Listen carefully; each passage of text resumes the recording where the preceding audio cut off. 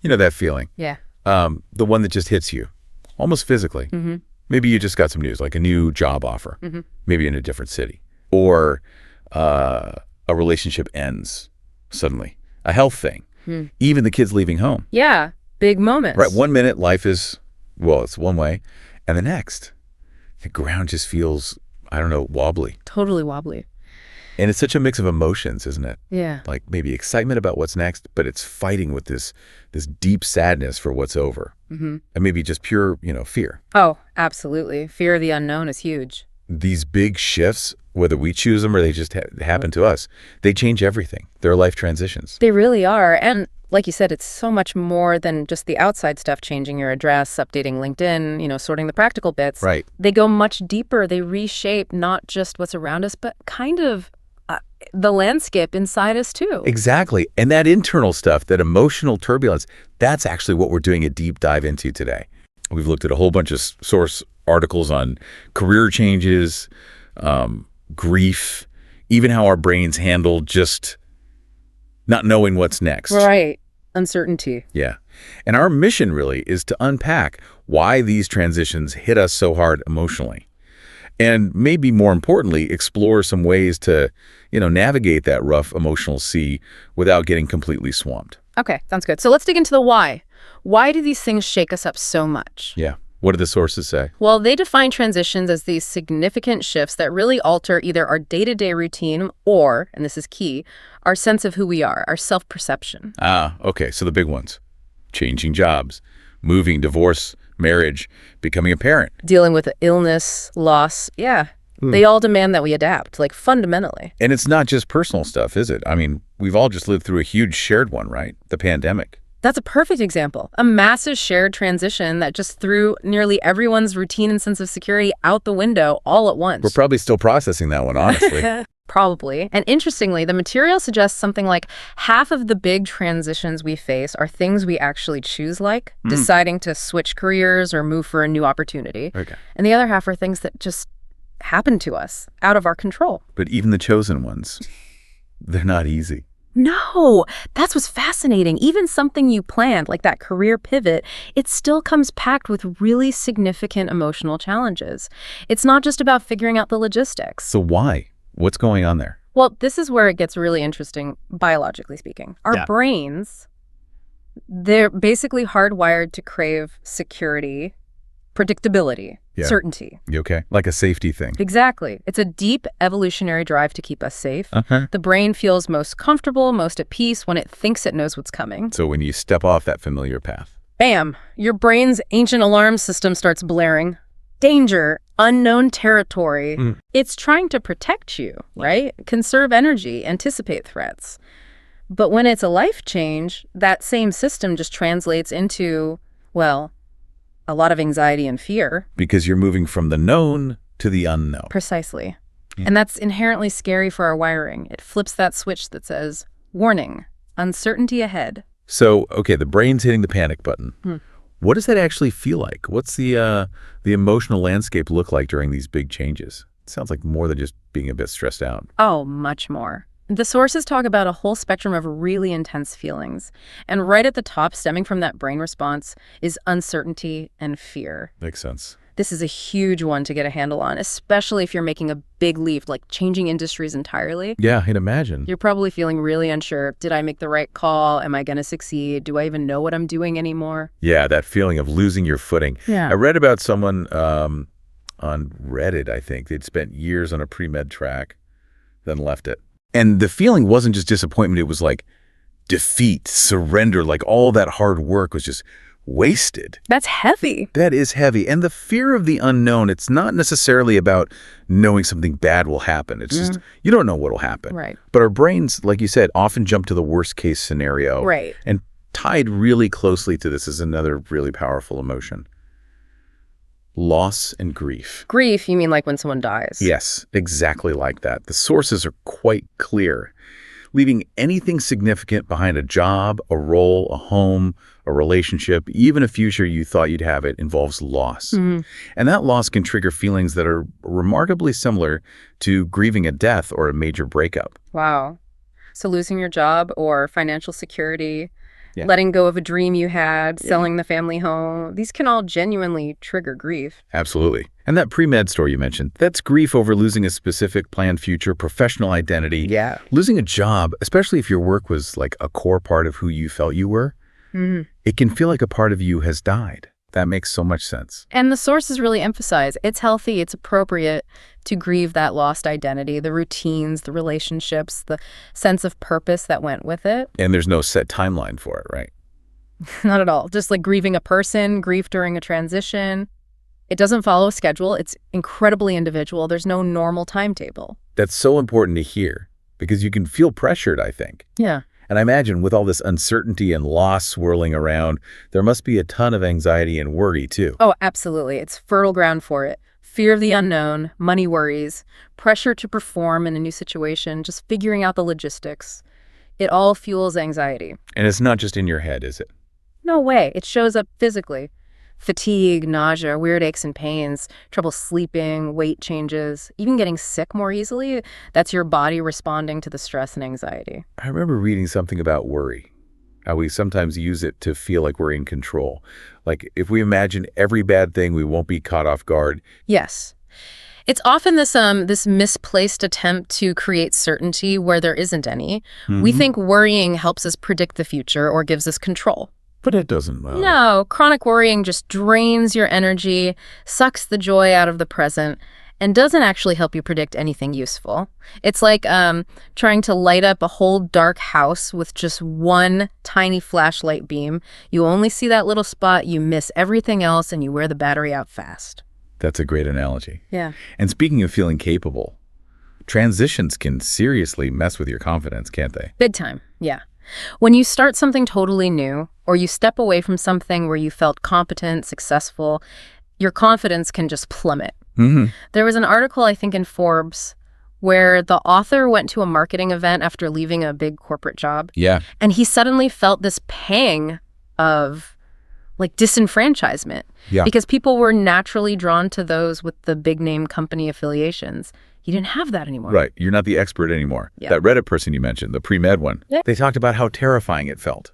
Going from being the person with the answers to suddenly being the one asking all the basic questions. Knowing nothing. Exactly. That fear of failure, of seeming less relevant, less capable, it's incredibly common when your identity or role shifts. Okay. So we got uncertainty, fear, loss, grief, anxiety, worry, shaking confidence. Anything else in this lovely emotional cocktail? Well, rounding it out, there's often this deep well of sadness, regret, and guilt. Sadness makes sense with the loss. Yeah, profound sadness is pretty universal in grief. But you might also find yourself dwelling on regrets, things you did or didn't do, or feeling guilty about certain feelings. Like what? Like maybe feeling relieved that a difficult situation is over, even though it also involved loss. You can feel guilty about feeling relieved. Oh, I see. And guilt can come from other places too, right? Like feeling you let people down. Definitely. Letting down colleagues, your old boss. And then there's that tricky thing called the sunk cost fallacy. Oh, right. Explain that again. It's that feeling that because you've already put so much time, effort, or money into something, years of education, building a career path, you feel guilty leaving it. Like it was all wasted. Like the Reddit person feeling their time and money went up in smoke. Exactly. That's the sunk cost fallacy biting hard. But as the sources suggest, those skills you gained, the research, the analysis, the discipline from that pre-med track, they're not actually wasted. They're still valuable, even if the path changes. That's a really important reframe. It's not wasted, it's transferred. Right. And, you know, even leaving a job you actually liked for something better can still bring sadness. Yeah. And it's also pretty normal to feel a bit envious sometimes, looking at peers who stayed on the old path and seem to be hitting certain milestones. It's a really complex web of feelings. It truly is. Okay, so we get why transitions are hard, and we understand the complex emotions involved. How do we actually get through it? Is there a map?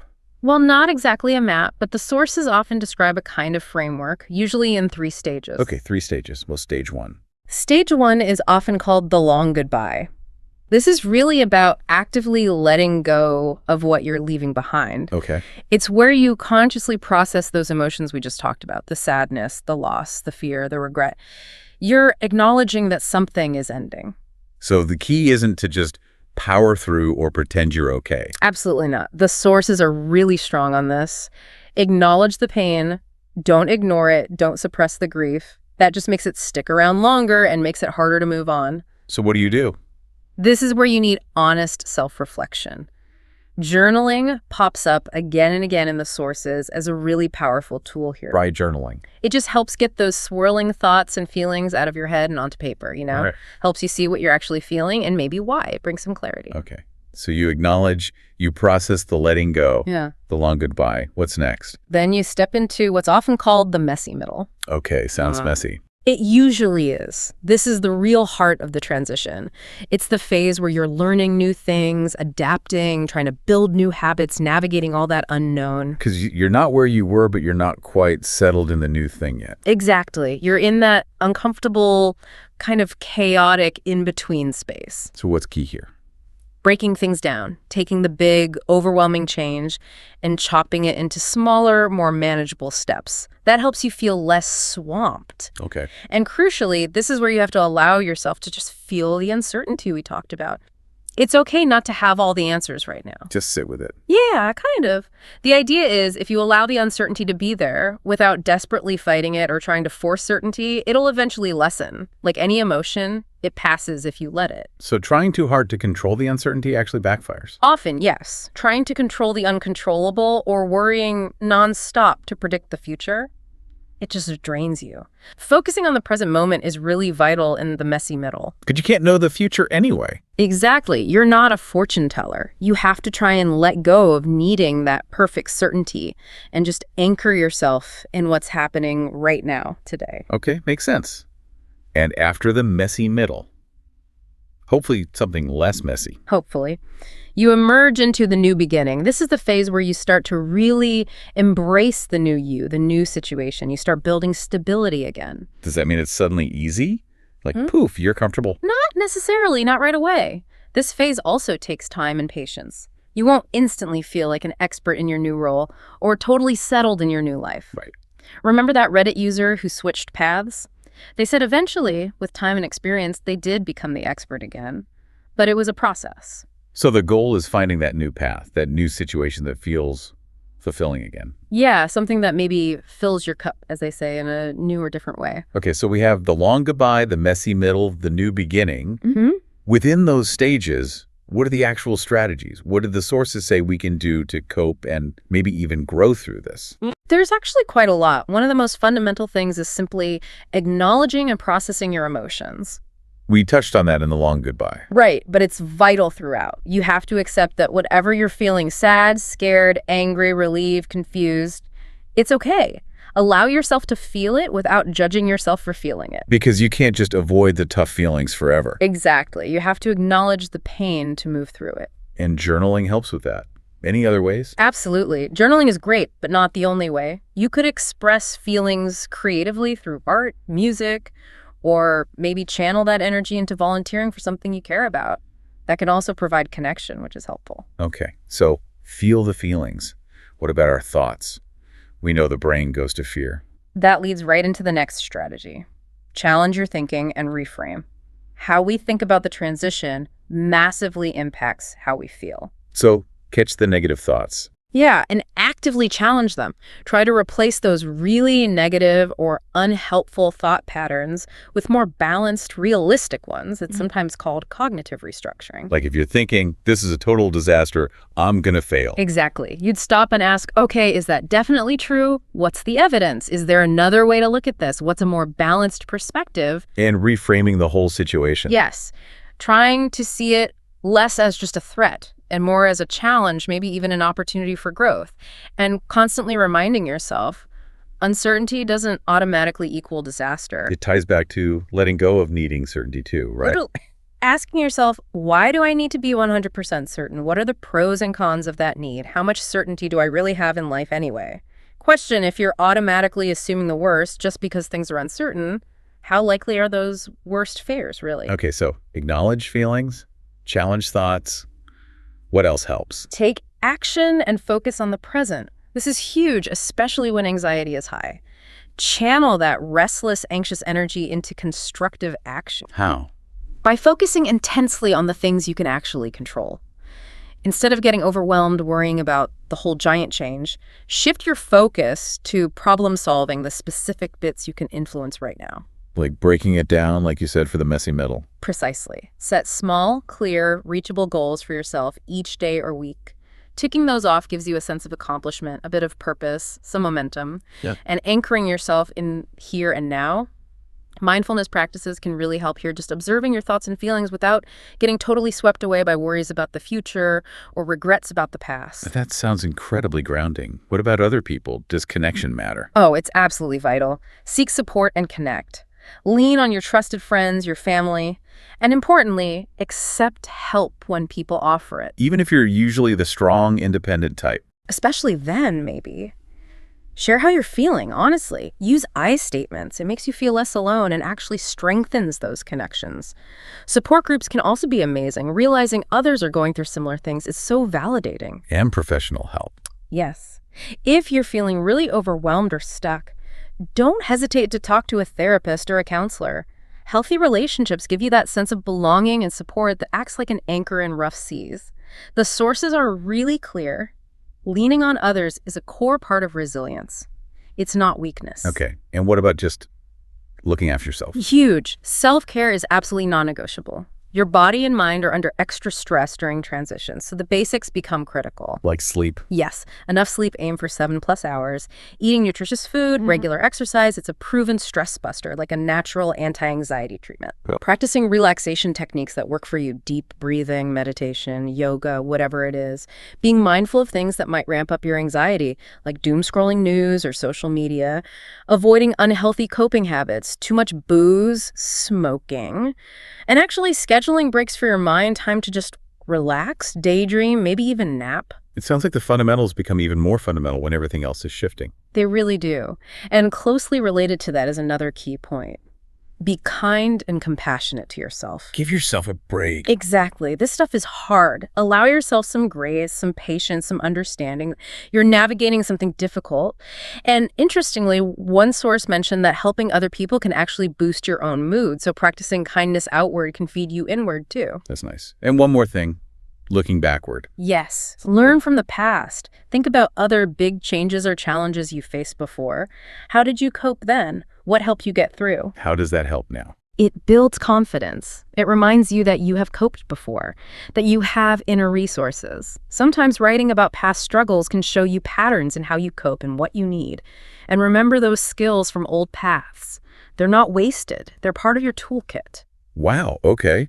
That's a really solid set of strategies. It feels like they all build towards this idea of resilience. They absolutely do. Resilience, as the sources define it, is basically the ability to adapt well when faced with adversity, setbacks, major stress. It's that inner strength that helps you bounce back, or maybe bounce forward. So it doesn't mean bad things don't affect you, or that you don't feel pain. Not at all. Resilience doesn't make the problems vanish, but it helps you see past them, keep finding moments of enjoyment, and handle the stress more effectively so it doesn't completely derail you. And it's something you can build. Definitely. It takes time and practice, but these strategies we've talked about, they are concrete skills you can learn and strengthen to build your resilience muscle.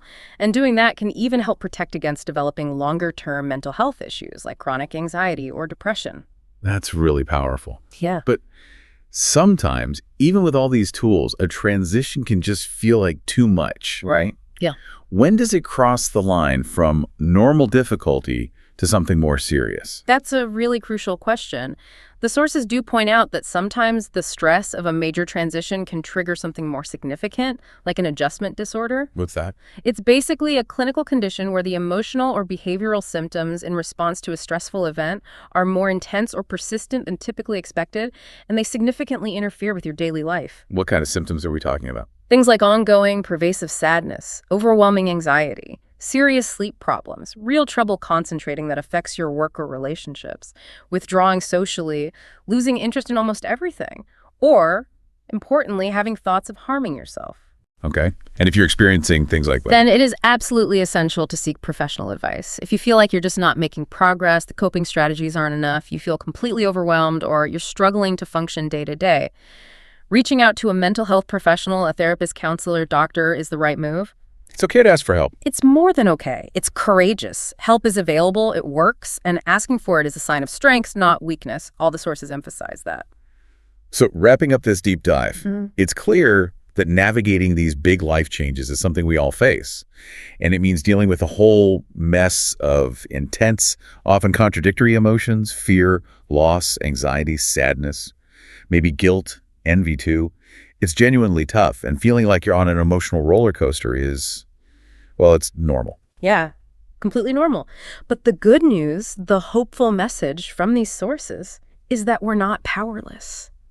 By understanding why we feel this way, by actively allowing ourselves to process those feelings, challenging the thoughts that aren't helping, leaning on our people, taking care of ourselves, and drawing on our own past experiences, we can build that resilience. We can move through these changes. That seems like the key lesson, doesn't it? It's not about getting over it quickly or pretending it doesn't hurt. It's about moving through it. It involves that necessary long goodbye, really processing what's ending. Getting through that often uncomfortable, messy middle as you adapt and figure things out. Yeah, the messy bit. And eventually finding your way to new beginning. It just takes time, patience, and maybe most importantly, a lot of self-compassion along the way. Absolutely. And maybe here's a final thought to chew on. We talked about how that messy middle is often where the real adaptation, the learning, the growth happens. It feels uncomfortable, mainly because of the uncertainty, right? Not knowing how it'll all turn out. Yeah. But what if, instead of just trying to tolerate that uncertainty or rush through it as fast as possible, what if we could learn to see it differently? What if that messy, uncertain middle isn't just an obstacle course, but actually the most fertile, dynamic ground there is for discovering and becoming who you're truly meant to be next? Something to think about. Thanks for joining us for this deep dive.